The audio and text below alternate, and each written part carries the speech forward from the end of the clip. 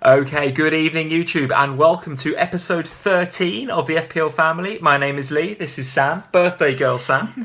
And this is one of our bite-sized ones. We're trying to make it a bit different, as you guys probably know. We're going to try and do 2 videos a week now. We're going to do this video, which we shoot on a Sunday night, where we kind of have all these kind of, immediate emotional reactions to what's just happened in the FPL. And actually, in this game week, we probably should have done this yesterday, because yesterday was an amazing day for FPL on Saturday. Sunday, not so super Sunday in my opinion, but we'll come to that a bit later on.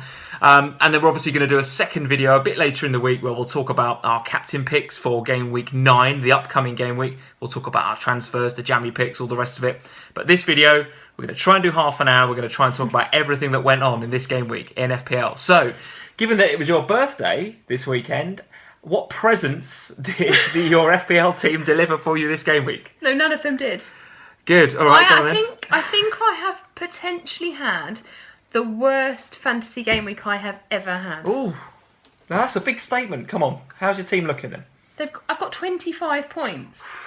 I mean, 25 points. Did they not get the memo that it was my birthday and they're supposed to turn up? That's not looking good, that. That's not looking good. 25. I've had basically a stinker. I mean, Have you got 3 Leicester players and 3 West Brom players to play? Well, no, I've got Okazaki, but I'm actually hoping he doesn't play because then Carroll will come off my bench. And he's pretty much got more points than my whole team. Well, that's a sorry state of affairs if you're looking for Tom Carroll to dig you out of a game week, isn't it? That is a sorry state of affairs. Honestly, it's terrible. Yeah, the only one that did anything for me this week was my transfer, which was Mkhitaryan to David Silva. Looking like a good transfer, yeah. So absolutely. that's well, it is fine. A good transfer. I'm all right with that. He did me good. I benched Jones because I thought Liverpool would score. I think a lot of us did. He got 7 on my bench. I didn't play Carroll because I thought I had better options. He got 8. Who did you play instead of Carroll? Dele Alli, blank. Well, yeah. I mean, yeah, you would absolutely play Dele Alli. Robbie Brady, blank. Brady over Carroll, yeah. I think I probably would have done that too, yeah. Obviously, David Silva was fine. And Salah, blank. So, I mean, let's move on. Let's talk about your team. I've had a nightmare. All right, well, I did a bit better. I got 53, so I got... Oh, just double my points. Yeah, I got pretty much nothing from today. I think I got... Cedric got 1, I think Elliot got 1, so that was, really, really underwhelming today. But yesterday I had Christian Eriksen, Sterling come in for Mkhitaryan for me, which was a great transfer. And I did play Tom Carroll, so that was good. I did bench Jones, unfortunately. Lucky you. But I had Norton at the back and a few others. So yeah, it wasn't too bad. 53. And I've got Vardy to play tomorrow. I've got Okazaki. And as you guys know, that are regulars to the show, you'll know that we shoot this on a Sunday night, so we don't always have the ability to cover the Monday night game, but we'll do that in video 2 later in the week. Yeah. So we haven't got any input into the Leicester and the West Brom game, but yeah, I've got Vardy, you've got Okazaki. I'm praying for a miracle. Well, Okazaki was your jammy pick from last week, right? So he's got to come good for you, this guy. He's on for 7 got to come night. Good, Okazaki. God, if he's rested to the bed. And so if he doesn't play... No, Tom Carroll come on. Tom Carroll to come on? Yeah. It's all lined up for a 1 point Okazaki. No, it's 5 minutes at the end, isn't it? He's not going to play. I'm going to sit there the whole game, and in the 92nd minute, he's going to bring on Okazaki for a 30-second cameo. Oh, man, that would be a nightmare. I mean, that's the way my game week has After Vardy gone. hat-trick, potentially. I mean, this is terrible. It's the way my game week has gone. The good thing is, I'm going to talk about this in our next video, but I actually do know what I'm doing this week. I'm not having any of this nonsense about I don't know what I'm doing. Right, I've made decisions on my transfers already. I'm potentially going to do them tonight. No, we've got Champions League games and all sorts to play. Well, one of them doesn't matter about that because they're not going to play again. Oh, Dele Alli out. Got to be, isn't he? Well, yeah, he's going out, but I'm not going to do... he can't play in the Champions League though, right? Correct. He's suspended. But I'm not going to do him just yet because I'm waiting on who his replacement will be playing, I think. Okay. But yeah, I know what I'm doing. So week after week for the last however many weeks, we've sat here and gone, hold fire, guys. Wait, the markets are slow. Wait for your transfers. Wait to see what happens in the Champions League. You're going for it. Well, like I said, one of them, I'm going to do 2 this week, and one of them isn't going to play Champions League football this week. So I have no qualms about bringing come on him then, in. because this is... No, we talk about it in this one is about game week 8. Well, look, this is all about knee-jerk reactions to what we've just seen. So, whatever you say here, we won't hold you to it. Not that you're saying it on YouTube or anything, and a few hundred subscribers. Come on, what you're thinking, and then if you want to change it for video 2, you can. Come on. No, I'm going to... You're going to hold it off? I'm going to hold it off. Oh, good. So boring. Right, as usual, we have already eaten up 5 minutes full of absolute waffle and nonsense. So let's get down to the game week. Only one place to start, in my opinion. Manchester City 7, Stoke City 2. What the actual hell? Man City are... Well, what do you do? Okay. We keep talking about it week after week. You've got to be on their assets. But how? Why? Who? Right, so again, it's that thing again, isn't it? So Man City look amazing. And every time I watch them, I think, yep, brilliant, yep. And we were listening to them driving home yesterday. We had them on 5 Live, didn't we? Coming back from up north. We had a little family breakaway, yeah. And actually listening to the scores coming in 5 Live through... in a kind of old school way. What, with you winding me up the whole way home? No, but it was cool because it was kind of old school. Not, nowadays we're all about we normally have it on Saturday, aren't we? But yeah. Certainly when I was a lot younger, I used to listen to the scores coming through on 5 Live, and they'd say, goal at Wembley or whatever, and you go, oh, who's that? So it's kind of cool listening to the scores coming through on the old wireless. Although the fantasy app did decide to wind me up, didn't it, by telling me that Jermaine Defoe had scored in the 78th minute. It did do that. It flashed up a notification, didn't it? Gave me a goal flash Bournemouth notification for Bournemouth. Cheeky so-and-sos. I'm not happy about that. All right, go on then. So what about Man City? So Man City, okay, so from a fantasy point of view, I'm still a little bit in the dark, really. Aguero suddenly back on the bench. Miraculous recovery, right, from his broken ribs or whatever. So what does that mean for their team moving forward? Is he going to start starting again? Yeah. Does that have an impact on who's going to start alongside him? Well, of course it does. This is Pep, right? So this is why we need to wait to see what happens in the Champions League. Correct. To see what the injuries, if there's any injuries, who he plays, even to the point, who he gives 90 minutes to. If he gives Jesus 90 minutes in the Champions League, there's a pretty good chance he's going to rest him for the next game, which I should know is Burnley at home. So, and actually, you've got to look at that now. Man City, so I've now got Otamendi and Silva going into that game. I think they both look like good picks, by the way. I think so too. I think I'm on 2 City players who are going to get 90 minutes every week. Or at least nailed on the start. Correct. Yeah. I think so. I would actually really like another City player the way they're playing at the moment. 100%. But 100%. I'm still a little bit uneasy about, am I investing my money wisely? Am I going to get 90 minutes out of these people, or am I going to get 60 minutes? If I'm going to get 60 minutes but they're going to score 7 goals, then fine. Well, this is it. I mean, I'm looking at Sterling, and one of the guys on Twitter a couple of weeks ago was just like, look, you should get him in. Make peace with the fact that, he might only get an hour, or he might come on for only half an hour. Yeah, but look what he did for you yesterday. He'll get goals. He'll get assists, even in that period of time that he's on the pitch. So, totally. I think Sterling represents fantastic value. I think he's 8 million now in the game. I got him in a couple of weeks ago. Last week, on a 7.9, I think he was. Very happy that I did. Mkhitaryan, we'll come to the United game in a minute, looked well out of sorts in that game and has done for a few weeks since Pogba's not been there. The dynamic of that Manchester United midfield has changed massively, and we've got some analysis on Lukaku later on as well. But Mkhitaryan, I think I lost faith in him last week, transferred him out, got Sterling. I'm thinking about maybe doubling up in the Man City midfield, maybe getting Silva as well. Yeah. Because at the minute, they all look like good assets, all of them. I mean, I'm certainly thinking about another City midfielder.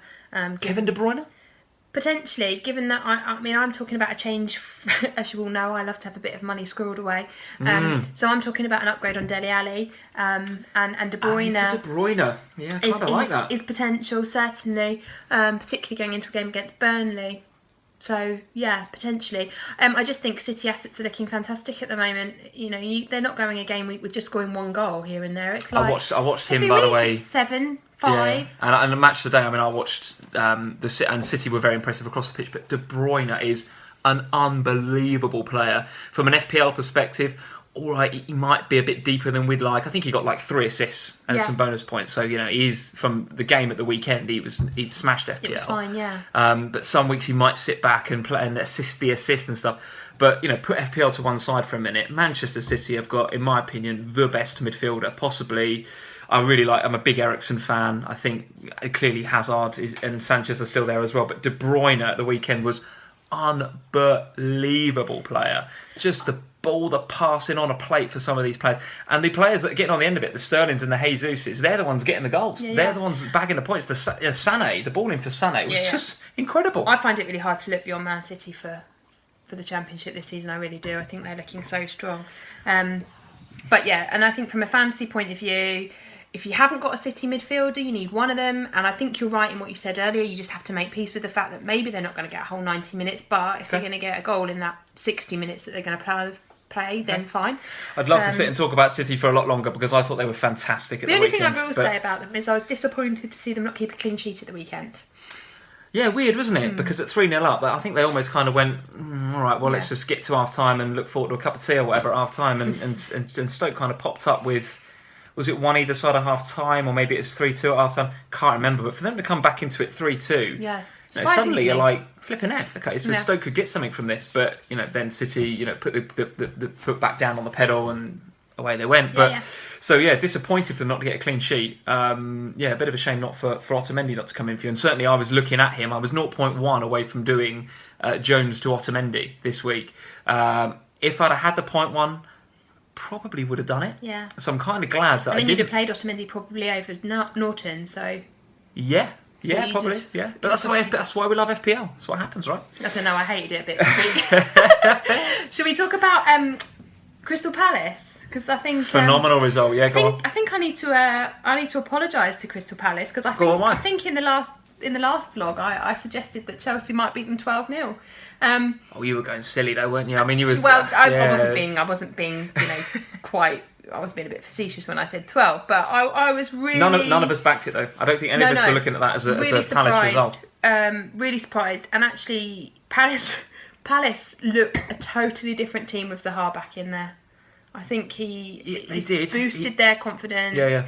I think having him around again has made a big difference to them. Now, I'm not suggesting for any reason that Palace are now going to go on a big, you're not going to find them at the top of the league anytime soon. What? However, that confidence in beating the champions, can only be a good thing. And actually, players like Zaha, cheap as chips at the moment. Absolutely, and I look at that game and I think when Roy Hodgson came in, I took a look at their fixtures and their players are doing this too. Hodgson's doing this too, and they're going, oh my god, we've got to go to City and then we've got to go to United. And we've got a home game against Chelsea. Well, all right. And I said this a couple of times on a few vlogs recently. Yeah. I think that in their heads they'd mentally written off those two games in Manchester. They were just going, right, let's just try and not get smashed. And actually, they got smashed twice. But City are smashing everybody, and United look good anyway, right? So no real harm done per se. If I'm a Palace player and if I'm the backroom staff, if I'm that whole club, I'm then looking at the home game to Chelsea and I'm thinking, right, all right, we've written off those two games in Manchester. We got to get something from that Chelsea game. Mentally, I think they went into that game in a totally different frame of mind than they did the previous two. Zaha being back absolutely was a boost. The other factor was the fans. I thought the Crystal Palace fans were fabulous. It's a small stadium, Selhurst Park. The acoustics in there, I've been there before. When their fans get going, it's an incredible atmosphere. And they were the game that we were listening to. The commentary on the way out. It did. And it was all... I mean, normally the Chelsea fans are fairly boisterous, but I didn't hear them. No. It was all the Palace fans that we were hearing on the radio. And I think on the flip of this, Chelsea really missing Morata.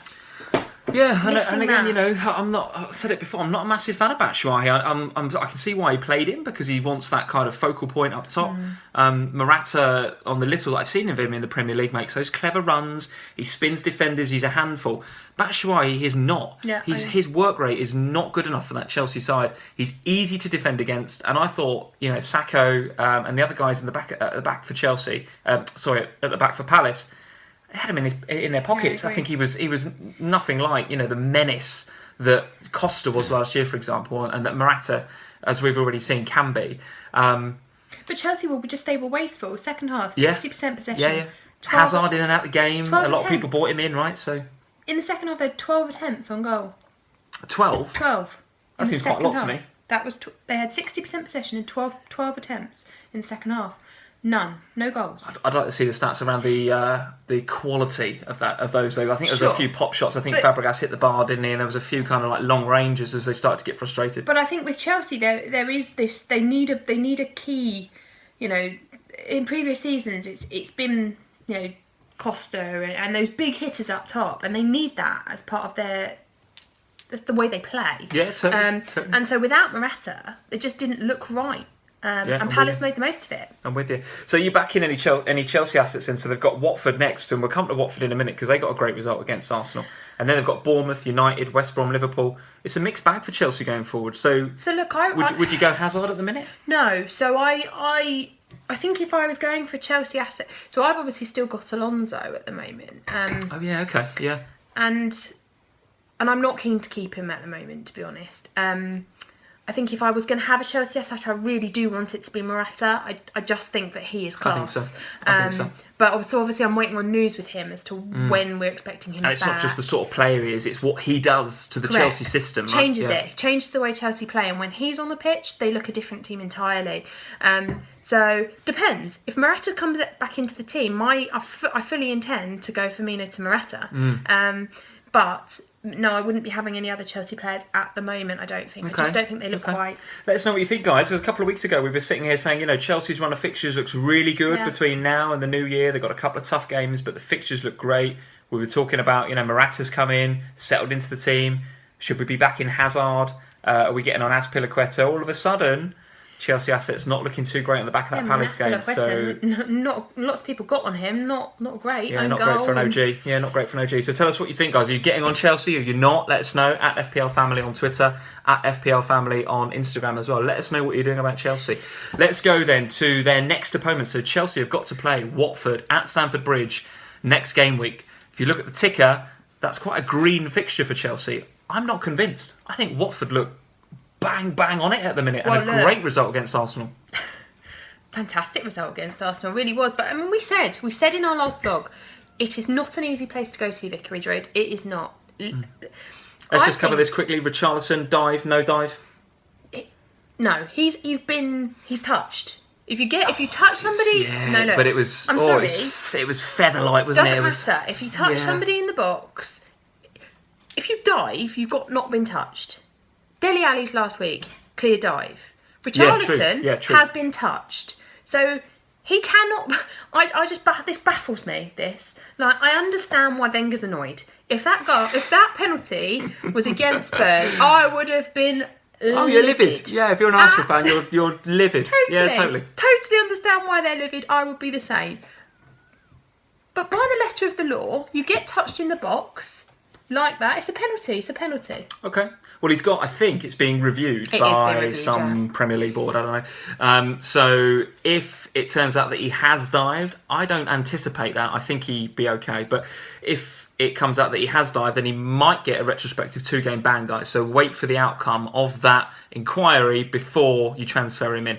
And actually, I think he'll be very popular over the next 2 game weeks. Well, he's had the most fouls committed against him in the Premier League this season, Richarlison. Well, I think that tells you something. I think that tells you something about how good he is on the ball and how tricky he is. Yeah, I agree. He's a young Brazilian, never played outside Brazil before. I think he's really So talented. he's an unknown quantity, and players don't like that. Players like playing against players they've played against before. That's hard to say. Players like playing against players they've played against before. So they come up against this unknown quantity in Richarlison. All of a sudden, I want to hit this guy because I don't want him going past me, And he's a young kid. He's 19, 20. Yeah. I agree with you. I think really Richarlison is a really, really decent player. And actually, if I'm giving you a little insight into what I'm thinking about doing, here we go. He's right up there on the list of potentials. Yeah, me too. I think game week 10, assuming we get no ban for Richarlison. That's what I think he's looking good. And if you look at the Watford fixtures after the Chelsea game, Stoke at home, Everton away, West Ham home, Newcastle away, 4 really nice fixtures. Even the Chelsea game. Yeah, you could get something out of that, right? Chelsea aren't looking that great defensively, yeah, so I'll totally. write him off. But yeah, I'm impressed with Richarlison. I was really impressed with Watford. I can understand why Wenger's annoyed, but by the letter of the law, he touched him. So let's touch on the Arsenal thing as well then. So Sanchez and Ramsey rested, or a small muscular problem or something that's kept them out of the team? I mean, do you dare go away to Vicarage Road, which is a tough game? It's a banana skin. They're on form, Watford. And don't take Ramsey or Sanchez? I mean, if they're injured, they're injured. Okay, I'll make peace with that. But something tells me there's something not quite right behind the scenes there with Sanchez and Ozil in particular, who was dropped to the bench this game week.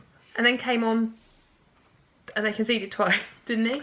Yes, I think he came on and then missed a really, really gilt-edged chance. It was a great save by Aurelio Gomez. Watford went back down the other end and Richarlison got fouled. Dini gets the penalty and then cleverly gets the goal in the 95th, 93rd minute, whatever. So I can't work it out, this Arsenal thing at the moment. I really can't, because you've got potentially their three best players in Sanchez, Ramsey and Ozil, really. Arguable, but yeah, okay, go on. Yeah, I mean, there are others, but arguable, or three of their best. Yeah. Now, okay, Sanchez and Ramsey, if they're not fit, they're not fit. But Ozil's fit because he's on the bench, so why is he not starting? Yeah. Like, what's going on there? I know he's not been great lately, but I don't know. He doesn't fancy him. If you look at the way Wenger set up in that game, he set up with the two DMs, didn't he? The two defensive midfielders. He put Xhaka and he put El Neni in there. By the way, I was not impressed with either of them, but El Neni, who is it? He was terrible. He was all over the place, El Neni, and he completely upset the balance of that midfield. I thought he was shocking, El Neni, in that game. And Xhaka, was marginally better. But if you look at the Tom Cleverley goal, he's watching him. He's watching him. He's supposed to be a defensive midfielder. He's never been a defensive midfielder, that guy. He's unbelievable. He's watching Tom Cleverley get space and time on the edge of the box. It was incredible. What I find fascinating about this is that from a fantasy point of view, I watched that game thinking, the only players I'm interested in getting in my team here are Watford players. Yeah, There's totally. nobody from the Arsenal team that I think I've got to have. Yeah, not right now. No, not at the moment. Lacazette, I thought looked. I feel a bit for Lacazette. Yeah, me too. Because he was very isolated. He was he's not getting any service. No service. He was in and out the game. Just no service. The one player from Arsenal that I thought did look all right, I thought Welbeck put a shift in. I'll give Welbeck his due. If I was giving him a mark out of 10. Yeah, would you get him in FPL? Probably not. No. I think he's categorised as a forward, so he's got to take up one of your forward slots. Well, he ain't going to get one of them Tammy right Abraham, now. wouldn't I? We'll come to him in a minute, because I think he's a fantastic asset at the minute. But Welbeck, is he going to take one of your front three? No. But in terms of just watching the game, I thought that he was the only one in Arsenal blue, as it was in this case, that was putting much of a shift in. Everybody else. Yeah. Including, this clown El Neni in the middle. He's never been a player, this guy. Unbelievably He's bad. on par with your hatred of Moreno at the moment. Oh no, Moreno is a hatred. This guy was I just thought he had a bad game. Moreno got a bonus point, by the way, in the Liverpool game. I told you before. Bonus point for Moreno this game week. Woof, I think you've got to eat your words. I've had to apologise to the Palace fans today. You'll have to eat your words about Moreno. United came to Anfield and didn't even bother attacking. Even Moreno can look good. We'll come to that. We'll come to our game last. It was that bad. We'll do it last. You were last on match of the day as well. Oh, it's just woeful, wasn't it, to watch? Let's talk about Tammy Abraham, though. I think you're right to point him out, because the Swans had a very, very good, very professional 2-0 home win against Huddersfield. Tammy Abraham, one very good goal, one he nicked it off of Ayew, didn't he? Did you? It was literally heading to the goal, and Ayew's away celebrating, and Tammy's just kind of like flicked it with his studs, and it's gone in. I tell you, if you're an Ayew, you're annoyed though. I think it was Ayew. Yeah, I think it was Ayew. Yeah. So Tammy Abraham, 2 goals. So all of a sudden, does he open up as our third potentially budget striker option? Yes. I think he absolutely does. And I think if you're Chelsea, you're thoroughly annoyed with yourselves for sending him, what they doing on. Yeah, if you're a Chelsea fan watching Batshuayi in that Palace game, and then you're on your phone and you're looking at Twitter or whatever, and Tammy Abraham's popping up with 2, how do you feel? You're totally frustrated, right? But yes, I certainly think so. I think as a third striking option, Tammy Abraham, got to be up there, hasn't he? Yeah, and we've sat here again the last few weeks and gone, actually it's all about the big front three. Big three up front, you've got to have Kane, you've got to have Jesus, Lukaku, Morata, Vardy, potentially Firmino. We've discussed all these names. Rondon we've discussed. All of a sudden, I'm actually, and I don't think I am, because I want those 3 heavy hitters. I do want to, I'm not getting rid of Kane. So you're different to me, because I'm playing the game differently. You're playing with 3 heavy hitters. I'm playing with a cheap option as my third. I am. So let me just talk about my front 3. I do want to stick with the front 3, because at some stage I do think Morata is going to be an option. I do like him and I do want him, I think. But yes, there's a part of me now, whereas before I didn't think there was a real good option, cheap option for one of those forward 3 that would enable a kind of midfield that looked like, Salah, Eriksen, De Bruyne, Richarlison, RLC, so, some sort of heavy hitting midfield like that. All of a sudden now I'm thinking, if I've got Kane and Lukaku and maybe Tammy Abraham, all of a sudden I can do a KDB in the middle, or I can do I can upgrade a Tom Carroll to a Richarlison or something. So I think there is. I think he's an option. There's definite fantasy potential there, and I said to you when I came back from Spurs that Tom Carroll will get assists this season. Oh, come on, he was lucky to get that assist. We don't have a goalkeeping howler, wasn't it? Yeah, but we don't forget where the assist actually came from. You look at the statistics on that game, Tom Carroll had a fantastic game. Right. He is a really cheap fantasy asset. If you're thinking about having heavy hitters up top and you don't have him and you've got Ruben Loftus-Cheek or whatever who's, Yeah. Then I still think Tom Carroll's a great asset. Benched him, did you, this game? Oh, no, don't talk about it. So you just like to wind me up. It's my birthday and you're still having a go at me. I'm sorry, I'll stop. Swansea's fixtures look like this. Leicester at home, Arsenal away, but... Easy game. I wouldn't say it's easy, but, Sorry, Arsenal not in form right now. Brighton and Hove Albion at home, Burnley away, Bournemouth at home. So Leicester, next 3 home games are Leicester, Brighton and then Bournemouth. That looks all right for Tammy Abraham. I agree. It looks all right. And we know we can get at that Arsenal back 3-5, whatever it is they're playing. Yeah, I agree. Burnley away, from a Tammy Abraham perspective, looks like the most difficult game there. Yeah, and I just think that there's options there, and he is giving you the opportunity to strengthen your midfield if you want to. I think you're right. Anything to say about Huddersfield in that game? I don't think so. It's looking tough for them, isn't it? I mean, they came into the Premier League full of joie de vivre, didn't they? And they looked great. And all of a sudden, I think the reality's kicked in a little bit with them. They look as if they may struggle a bit. I think I agree, and I think, which is a shame because I really like what Wagner's doing there, and I like the team. I think that there are only really. I think most people got off the Mounier bandwagon a while ago. I think some people are still on Moy. Some are. But I think that really has sailed now. I think so. Sadly, I think it has. I think so. From a fantasy point of view, I hope I'm wrong from a Huddersfield point of view because I actually do quite like watching Huddersfield. But I think from a fantasy point of view, I don't think it's the right thing to be on their assets anymore. Yeah, United, Liverpool, West Brom, Bournemouth, City. And that's hard. Next 5, that's tough for Huddersfield. So I think if you've got their assets, you get off. Yeah. Quick word about West Ham, an assist for Joe Hart this game week. Madness, right? Yeah, no clean sheet, but got 9 points, 3 bonus points, and an assist. And we for talked Joe about Hart. Joe Hart when we were driving back yesterday because I was the West saying, Ham defence suddenly, I think there's some potential there. And Joe Hart dropped in value this week, didn't he? 4-4 in the game now, yeah. So I certainly think that there's potential there. They've actually looking quite. They were looking all right at the back. You were telling me in the car at West Ham if they kept a clean sheet. I can't remember what the statistic was. You said now, but never mind looking. I don't know what the word you just used, whether they're better, but I think resolute. I mean, something's happened there. Bilic is. I don't know if they've had a player back or whatever. West Ham fans, tell us what you think. What's changed at the back for you guys? Because I haven't got it in front of me, but I think it's something like 3 in the last 5 have been clean sheets. Could have been a clean sheet at the weekend were it not for Andy Carroll, in my opinion. That's the reason. He's cost him the game. I think he's cost them a couple of points there for sure. Stupid couple of bookings in the space of 2 minutes for Carroll. Who does that? Who does 2 elbows in 90 Let's seconds? not spend any time talking about him because he's an idiot. A plonker. But all of a sudden, West Ham's starting to look very, very assured. And if you look at their fixtures going forward, it's Bournemouth at home, Palace away, Liverpool, Watford, Leicester. So that's not looking too bad. Particularly some, Leicester at home, Brighton at home. There's clean sheets there, I think, for Joe Hart. I'm not saying he's going to get an assist every week, right? So let's not jump to too many conclusions. But if you're looking at Joe Hart at 4-4, you're looking at a Cresswell at 5, who again, the underlying stats for him, got not much in terms of FPL this game week, but the underlying stats look good, still putting lots of crosses in.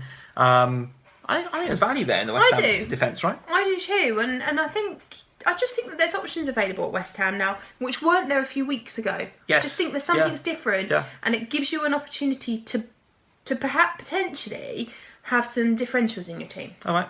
Not very long left. We're trying to get this into half an hour. I think we're probably going to spill over to 35 minutes. But a quick shout to Davis and Kane in your game. Davis, a no-show. I think he was ill again, according to Poch.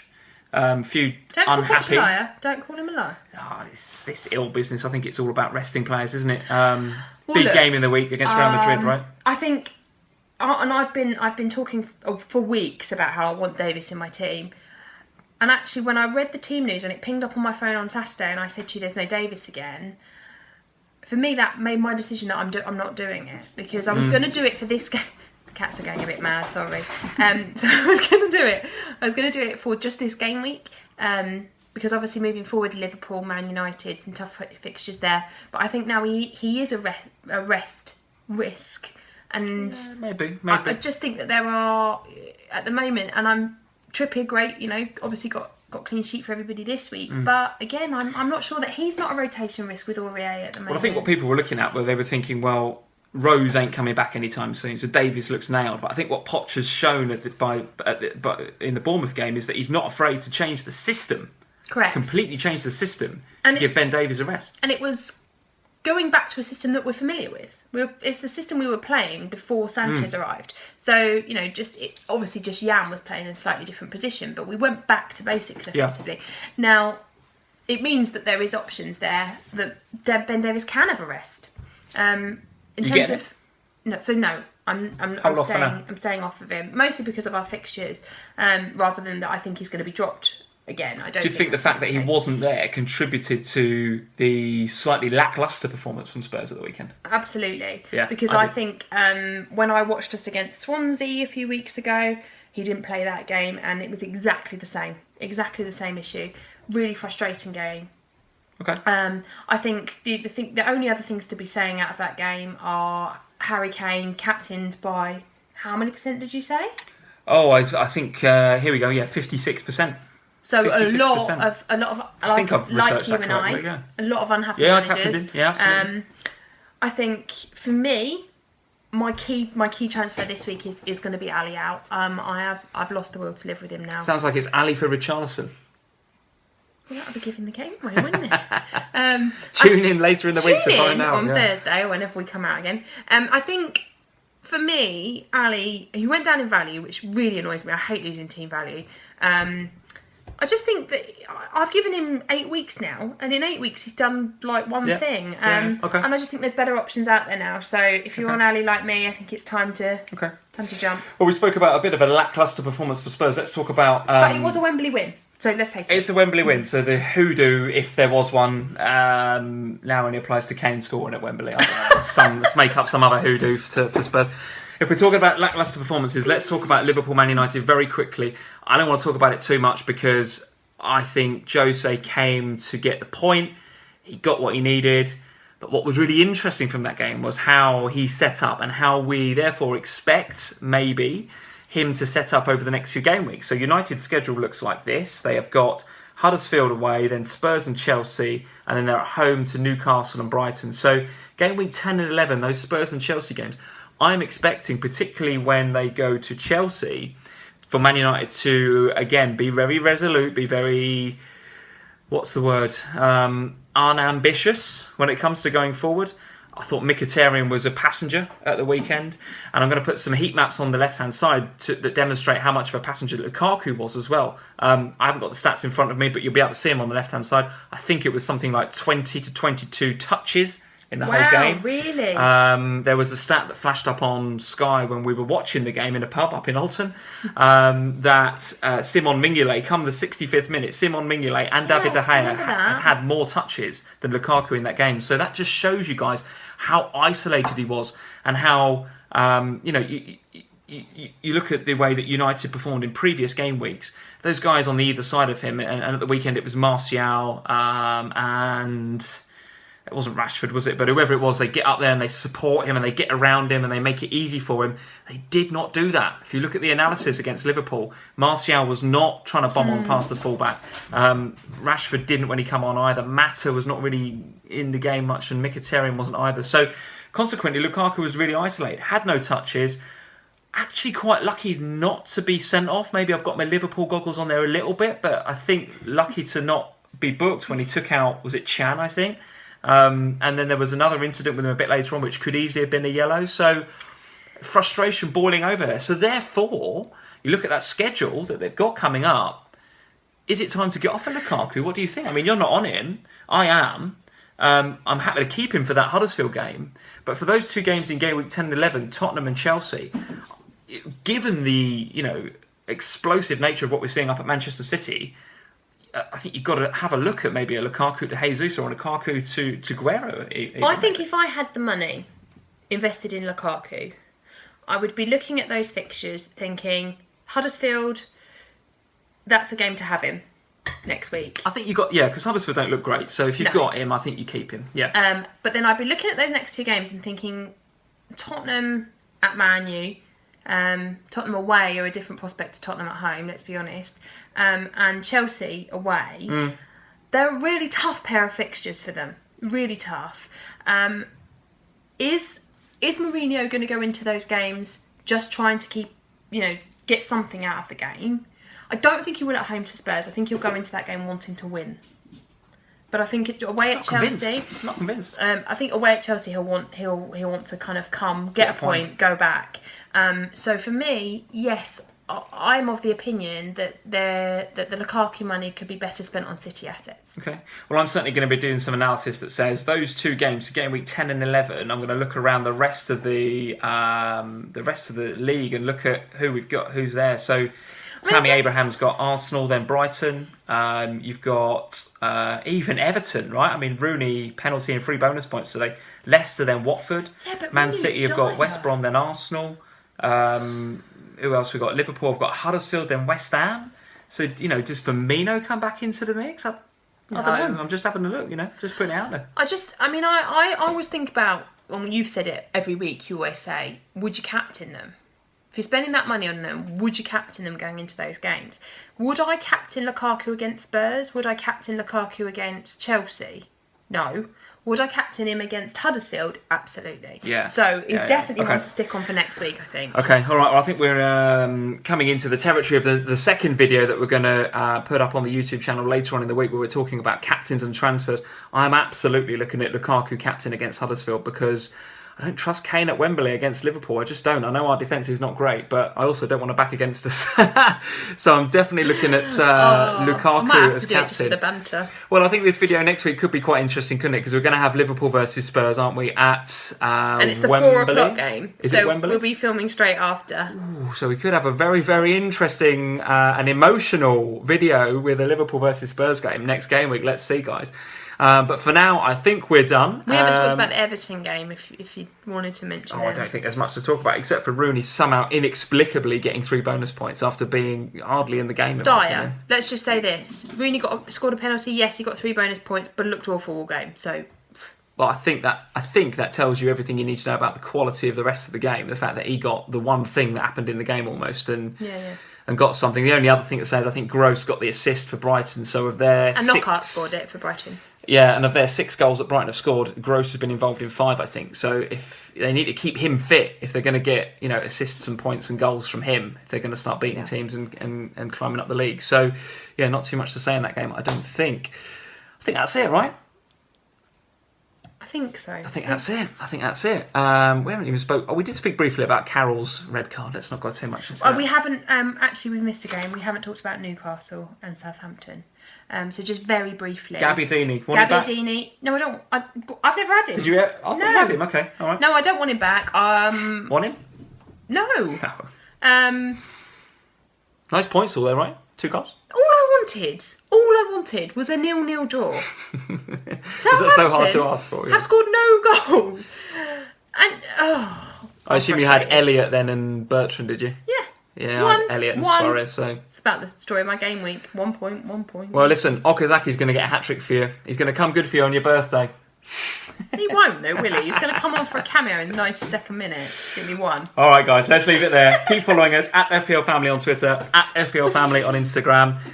Send us your comments below. Let us know who your top points player was for this game week. Let us know what you're thinking about game week 9, looking ahead to who your captain might be. We're going to do another video probably Tuesday or Wednesday, I would guess. So look out for that, where we talk about the upcoming game week, who our transfers are going to be, who our captain choices are going to be. Let's go Wednesday, because then we can go after Champions League. Yeah, because there's going to be a lot that's going to happen in the Champions League, isn't there? So keep an eye out for that. That's going to affect our thinking. I think even the Man City game is going to affect our thinking in terms of what we do. Yeah, because I won't commit to anything transfer-wise until those games are finished on Wednesday night. I think so. Cool. All right, that's it for now. See you later in the week. Cheers. All right, guys. Bye.